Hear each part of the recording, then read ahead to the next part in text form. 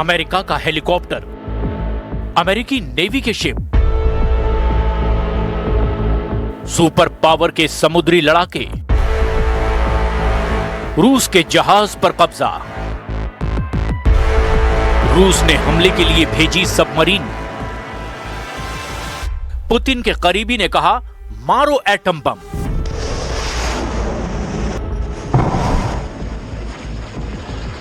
ये ऐसे युद्ध की शुरुआत है जिसमें परमाणु बमों की टक्कर तय है। ये रूस पर हमला है, अमेरिका ने हमला किया है।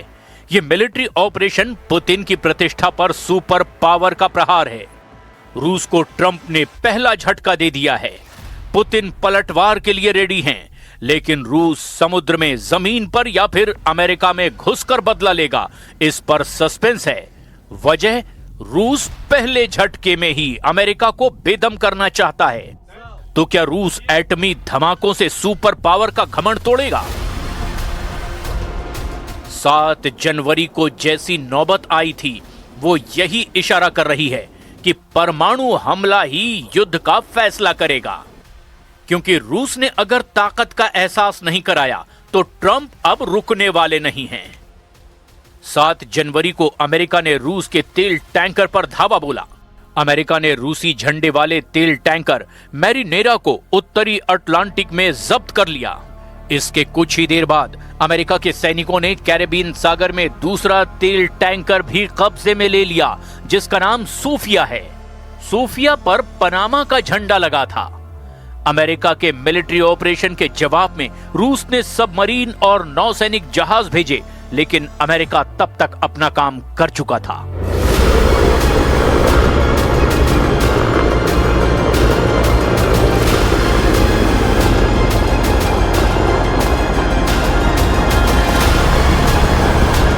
सुपर पावर ने जिस स्टाइल में समुद्र में रूस को पटखनी दी है, वो जरा आप भी देख लीजिए।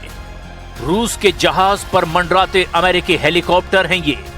मैरिनेरा जहाज पर कब्जा करके खड़े सुपर पावर के सैनिक हैं ये, जिन्होंने पुतिन के तेल टैंकरों को लंगर डालकर रोके रखा है। रूस में अमेरिका के ऑपरेशन को समुद्री डकैती कहा जा रहा है। रूस के रक्षा जानकारों ने चेतावनी दी कि ट्रंप ने ऐसा जोखिम मोल लिया है जिससे ये पूरी दुनिया अब तीसरे विश्व युद्ध में उलझ सकती है। Обычно мы говорили раньше о пиратстве сомалийские пираты, то есть это, ну, скажем так, незаконные формирования. А это корабль, если вот брал Марина, это корабль береговой охраны США. Причем где береговая охрана, где берег.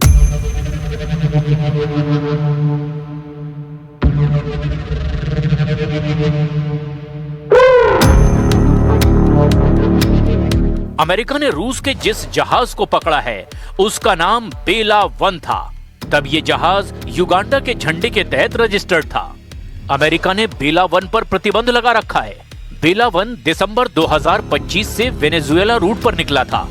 अमेरिकी कोस्ट गार्ड को चकमा देने के लिए बेला 1 का नाम मैरिनेरा कर दिया गया। इसके बाद जहाज पर रूसी झंडा लगाकर ऑफिशियल रजिस्ट्रेशन लिस्ट में शामिल किया गया। लेकिन अमेरिका बेला 1 की लगातार मॉनिटरिंग कर रहा था। सख्त हवाई और समुद्री निगरानी से बेला 1 की लोकेशन अटलांटिक महासागर में जब मिली तो उसके पीछे अमेरिका ने अपना USCGC मुनरो शिप भेज दिया। लेकिन जैसे ही रूस के तेल जहाज के पास अमेरिका का मुनरो जहाज पहुंचा, रूस ने अपनी एक सबमरीन और नेवी शिप को बैकअप के लिए भेजा। 2 महाशक्तियों की समुद्री अखाड़े में जबरदस्त भिड़ंत होने ही वाली थी, मगर अमेरिका सही वक्त पर रूस के तेल जहाज को अटलांटिक के बोर्ड पर ले गया और यह खतरा उस वक्त तो टल गया। लेकिन अब जो जानकारी सामने आई है उससे रूस आउट ऑफ कंट्रोल हो गया है। अमेरिका के साथ इस पूरे ऑपरेशन में ब्रिटेन की रॉयल नेवी भी लगी हुई थी। ब्रिटेन के रक्षा मंत्री ने कहा कि रूसी झंडे वाले तेल टैंकर को जब्त करने के मिशन में मदद पहुंचाई गई है। They authorised the use of UK bases and the deployment of Royal Navy and RAF assets to support the operation, including airborne surveillance and the RFA ship Tide Force. This was a US operation. No UK personnel took part in the boarding. रूस को घेरने के लिए America और Britain ने 4 जनवरी से तैयारी शुरू की थी। ऑपरेशन से 3 दिन पहले अमेरिका के जंगी एयरक्राफ्ट और स्पेशल फोर्स के हेलीकॉप्टर इंग्लैंड में पहुंच चुके थे। अमेरिका ने रॉयल एयर फोर्स के मिल्डेनहॉल बेस और फेयरफोर्ट बेस पर सैन्य तैनाती की थी। अमेरिका ने V-22 ऑस्प्रे हेलीकॉप्टर के साथ aircraft, refuelling aircraft, transport aircraft, special operation aircraft के साथ साथ U-2 इंटेलिजेंस एयरक्राफ्ट को भी इंग्लैंड में तैनात करके स्टॉप ओवर बेस के तौर पर इस्तेमाल किया।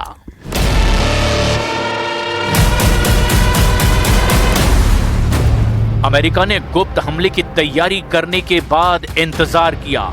जैसे ही रूस का तेल टैंकर उसकी रेंज में आया, धावा बोलकर जहाज को जब्त कर लिया गया।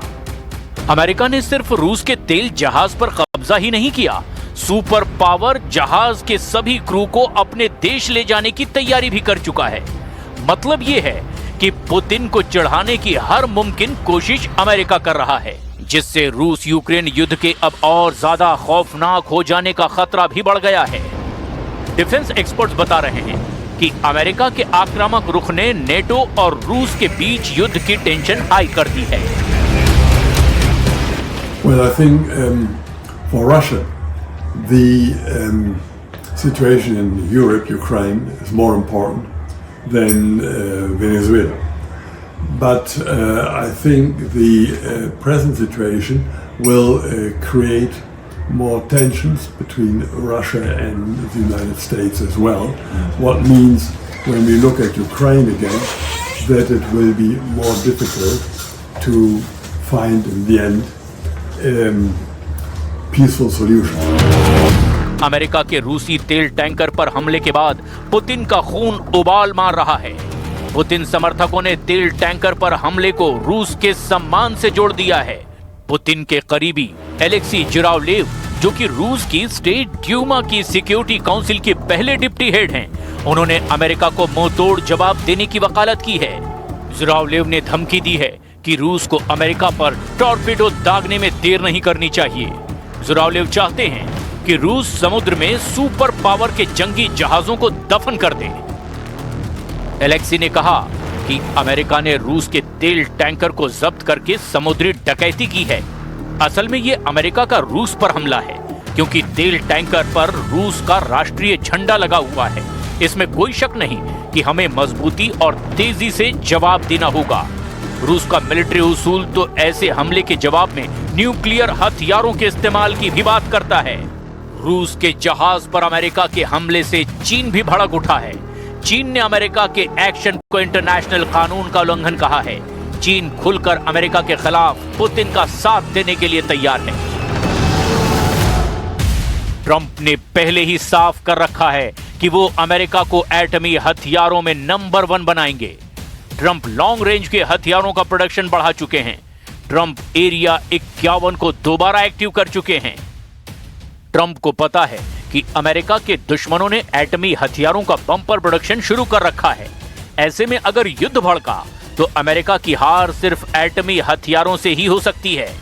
जाहिर है, सुपर पावर अपनी कमियों को दुरुस्त करने में डॉलर की परवाह नहीं करने वाला। लेकिन पुतिन क्या शांत बैठेंगे? क्या उन्हें इतना परेशान करके अमेरिका कुछ बड़ा गेम कर रहा है? कहीं ये सुपर पावर की पुतिन का ध्यान भटकाने की कोशिश तो नहीं? ऐसा कहा जा रहा है कि ग्रीनलैंड को लेकर के ट्रंप जितने सीरियस हैं, ये उसकी वजह से हो सकता है, क्योंकि ग्रीनलैंड को रूस कभी अमेरिका के कब्जे में नहीं जाने देना चाहता। वहीं ट्रंप अब ये फाइनल कर चुके हैं कि ग्रीनलैंड अमेरिका लेकर रहेगा, चाहे डेनमार्क उसके बदले में डॉलर ले या युद्ध। ट्रंप व्हाइट हाउस की जिस प्रवक्ता की बोली को मशीन गन की गोली बताते हैं, उन्होंने ग्रीनलैंड पर क्या कहा, जरा ये भी गौर से सुनिए। The acquisition of Greenland by the United States is not a new idea. This is something that presidents dating back to the 1800s have said is advantageous for America's national security. The president has been very open and clear with all of you and with the world that he views it in the best interest of the United States to deter Russian and Chinese aggression in the Arctic region. Putin ने Ukraine युद्ध को लेकर Trump को जितना tension दिया, उसका गिन गिन कर बदला ट्रंप ले रहे हैं। वेनेजुएला के निकोलस मादुरो को, जो पुतिन के खास दोस्त हैं, उन्हें अमेरिका ले जाकर ट्रंप ने तमाशा बना दिया। ग्रीनलैंड को ट्रंप सैन्य हमला कर हड़पने की धमकी दे चुके हैं। ईरान जैसे रूस के दोस्त को ट्रंप हर दिन बर्बाद कर डालने की धमकी दे रहे हैं। पुतिन के पास अमेरिका को दहलाने के कई कारण हैं। शायद प्रेसिडेंट पुतिन सही वक्त के इंतजार में है, क्योंकि रूस अपने दुश्मन को कभी माफ नहीं करता। रूस दुश्मन को यूक्रेन की तरह धरती से साफ करता है।